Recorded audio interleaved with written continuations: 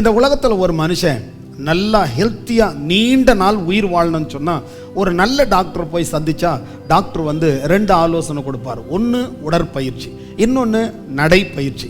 இந்த நடைப்பயிற்சியும் உடற்பயிற்சியும் செய்கிறதுனால என்ன ஆகும்னு சொன்னால் தேவையில்லாத வெயிட் குறையும், அந்த மனுஷன் ரொம்ப அழகாக இருப்பான், ஆரோக்கியமாக இருப்பான். அதே போல் ஒரு கிறிஸ்தவ மனுஷன் கிறிஸ்துக்குள்ள ஒரு செழிப்பான நிறைவான ஒரு வாழ்க்கை வாழணும்னு சொல்லி ஒரு நல்ல ஊழியக்காரர் போய் சந்திச்சா அந்த ஊழியக்காரர் அவனுக்கு 2 ஆலோசனை கொடுப்பார். என்னது? ஒன்று வேத வாசிப்பு, இன்னொன்று ஜெபம். இன்னைக்கு நிறைய பேர் வேதமே படிக்காம எனக்காக ஜெபம் பண்ணுங்க, எனக்காக ஜெபம் பண்ணுங்கன்னு சொல்லி நிறைய இடத்துல ஜெப குறிப்பு கொடுக்கறத பார்க்குறோம். வேத வாசிப்பு இல்லாமல் அந்த மனுஷனுடைய வாழ்க்கையில் பெரிய வெற்றி இருக்காது. அதனால தான் வேத வாசிப்பு ரொம்ப முக்கியம்.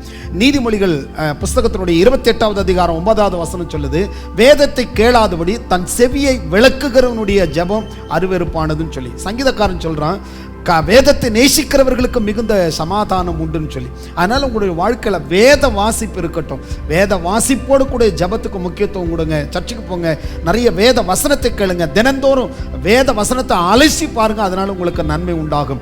ஒரு படகு நாம போற இடத்துக்கு வேகமாக போகணும்னா அதுக்கு 2 பக்கமும் துடுப்பு போடணும். ஒரு பறவை தான் லக்கு அடைகிறதுக்கு உயரத்துக்கு அது பறக்கணும் சொன்னா அதனுடைய 2 சிறகையும் அடிக்கணும். அதே போலதான் உங்களுடைய வாழ்க்கையில் வேத வாசிப்பும் ஜெபமும் இருக்குமையானால் நீங்கள் ஒரு நிறைவுள்ள செழிப்பான ஒரு வெற்றி உள்ள ஒரு கிறிஸ்தவ வாழ்க்கை வாழ முடியும். அதனால பைபிளை படிங்க. God bless you. கர்த்தர் உங்களை ஆசீர்வதிப்பார்.